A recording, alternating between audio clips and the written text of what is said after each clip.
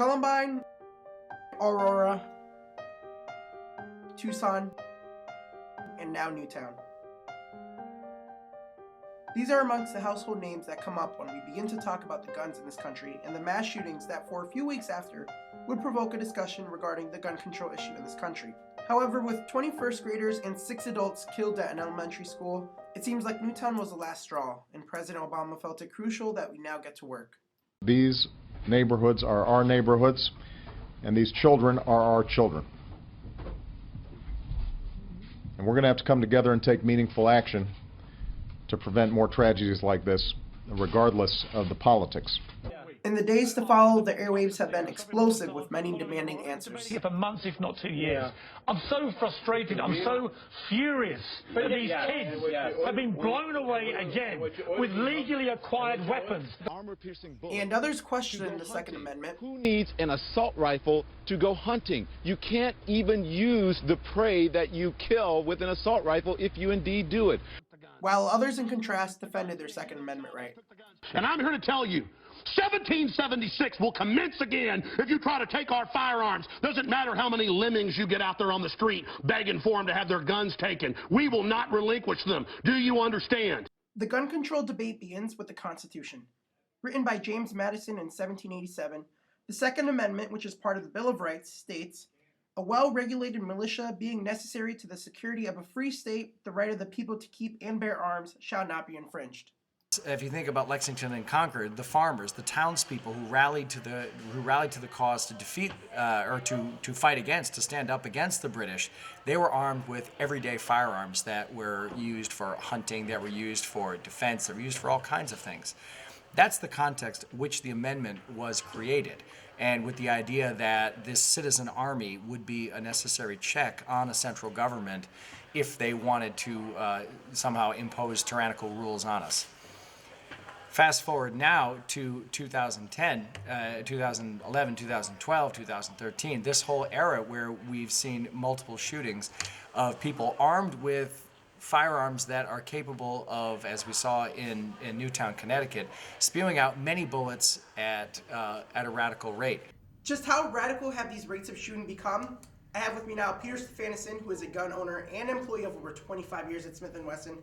And Peter, just tell me a little bit more about the shooting abilities of these guns. Let's take, for example, the assault rifles. Essentially speaking, every time you pull a trigger, it fires one time. And depending upon how many bullets you have in it, it could be 10 or 30 or whatever the clip might be.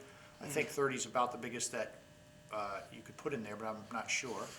So fire 30 rounds, you could do it very quickly. The trigger doesn't reset all the way to a full position like a revolver would. It's almost like a hair trigger situation in a semi-automatic. Certainly less than 30 seconds. You could shoot 30 times. Probably, I would say 15 seconds, you could probably shoot a 30-round clip. On January 16th, President Obama signed over 20 executive orders regarding gun control.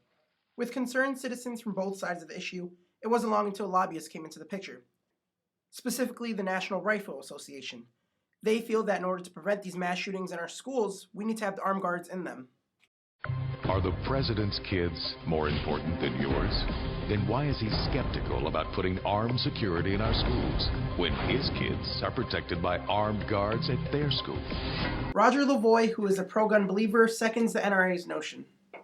The gun violence wouldn't have happened if there was an armed guard at the door, a locked door. The guy would have had to come through, pass through a metal detector, just like any federal building, any courthouse. It would have been stopped. In Newtown's case, though, as we know, the shooter shot his way into the building. Right.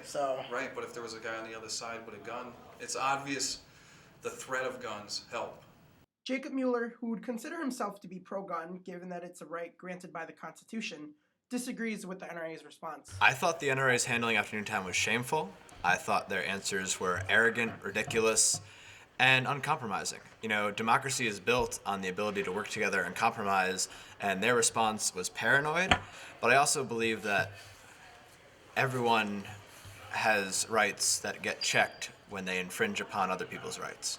You know, when you're owning an assault weapon comes at the expense of someone else's right to life, liberty, and the pursuit of happiness, then there's something wrong. The guns in this country and the Second Amendment haven't been the only issue of concern in this country. There's also something else that we can all agree on, especially when it comes to these shooters.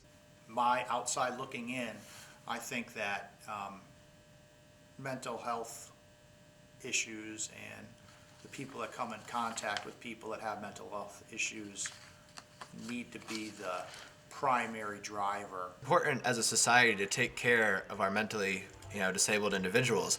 Well, right now we don't do enough with mental illness, as simple as that.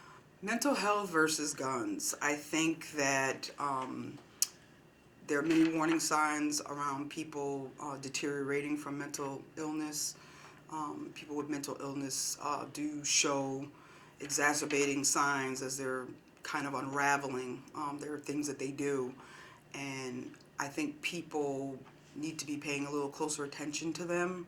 I don't know how much the government can control the amount of guns that are distributed throughout the country. I mean, guns are easy to hide. With concerned Americans, including students, parents, gun owners, legislators, and lobbyists speaking out, well, what's next? Are we going to come together and come to grip with what we know is a difficult issue? Or are we going to continue to debate this and lose more lives each and every day? It would be nice to come with some sort of an agreement with everyone what the best path may be. I just don't know that that's ever going to happen.